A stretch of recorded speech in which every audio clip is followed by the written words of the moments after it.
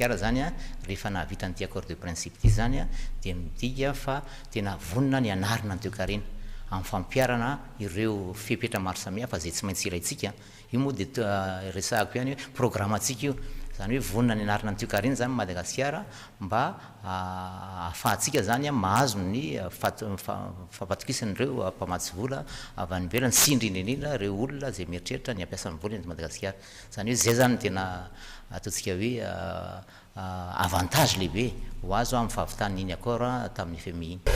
Here an address by His Excellency Heru Martial Raya Ona Manpianina Rako Choarima Nana, President of the Republic of Madagascar.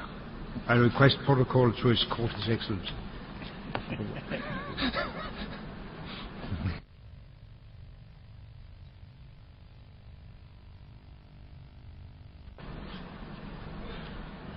On behalf of the General Assembly, I have the honor to welcome to the United Nations His Excellency Heri Martial Raya Onari Mampianina Rako Choarima Nana, President of the Republic of Madagascar, and I invite him to address the Assembly.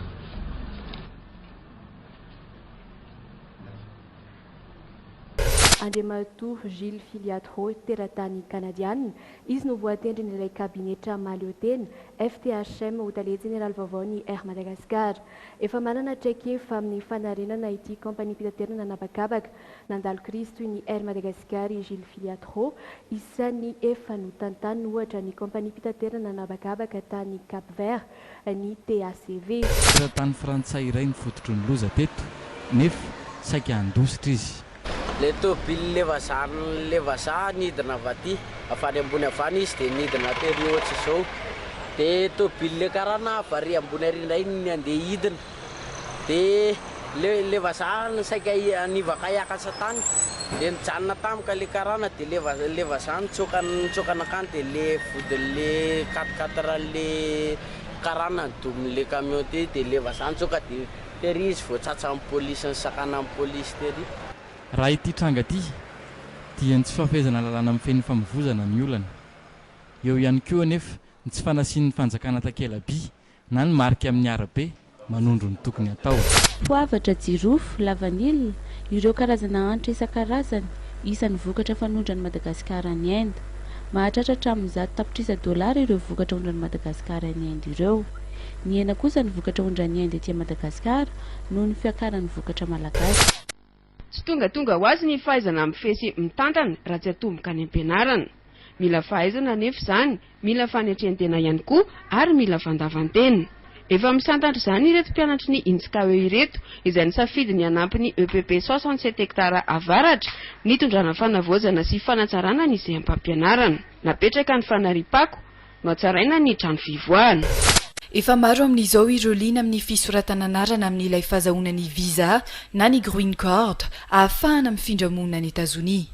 Tokony ahafeno fepetra rehetra toy ny fananana ny baccalauréat nefa vao afaka misoratra anarana amin'ilay akitsapaka ireo liana amin'izany. Tsy midika fa etoan'ny masovoiny Amerikanina avokoa nefa ny vola rehetra mialohan'ny andehanana any Etazonia sy ny fiainana rehefa tonga any atoerana. Ireo voasarika amin'ilay akitsapaka avokoa no miantoka ny tenany na ny sara n'ilay visa aza.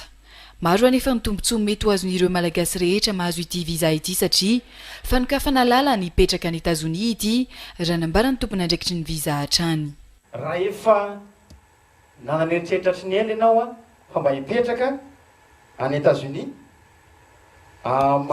résident zany dia zay nanamboarana ity programme ity resahako teo le karazana visa tsisy visa hafa mety azo afahana mifindra monina any zany tsy misy raha tsy ity programme ity ihany.